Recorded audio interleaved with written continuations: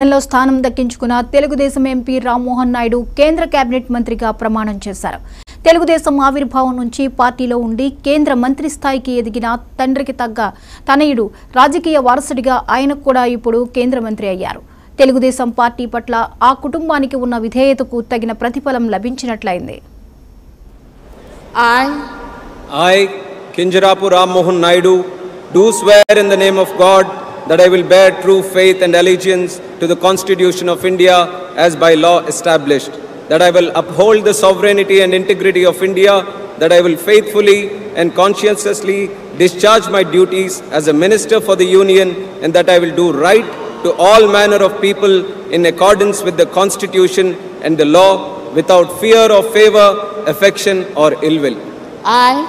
I, Kinjarapu Rammohan Naidu, do swear in the name of God that I will not directly or indirectly communicate or reveal to any person or persons any matter which shall be brought under my consideration or shall become known to me as a minister for the Union, except as may be required for the due discharge of my duties as such minister.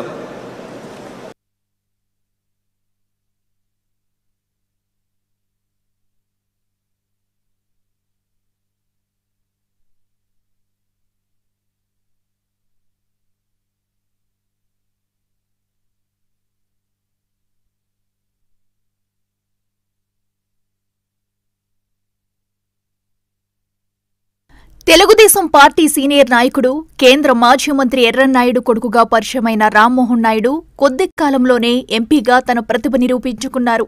Srikakulam జిల్లా నిమ్మాడ గ్రామానికి చెందిన ఎర్రన్నాయుడు సోదరుడు అచ్చెన్నాయుడు తన అన్న బ్రతికి ఉండగానే రాజకీయాల్లోకి రాగా, రామ్మోహన్ నాయుడు మాత్రం తండ్రి రోడ్డు ప్రమాదంలో చనిపోవడంతో రాజకీయాల్లోకి రావాల్సి వచ్చింది.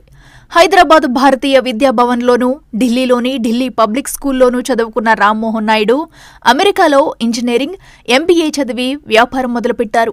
అయితే తండ్రి మరణంతో కేవలం 26 ఏళ్ల వయసులోనే రాజకీయాల్లోకి వచ్చి ఎంపీగా పోటీ చేసి గెలిచారు. అలా వరుసగా గెలుస్తూ రాజకీయాల్లో తనదైన ముద్ర వేసిన ఈ యువ నాయకుడు ఈసారి గెలుపుతో హ్యాట్రిక్ సాధించడంతో పాటు కేంద్ర మంత్రివర్గంలో స్థానం సంపాదించారు.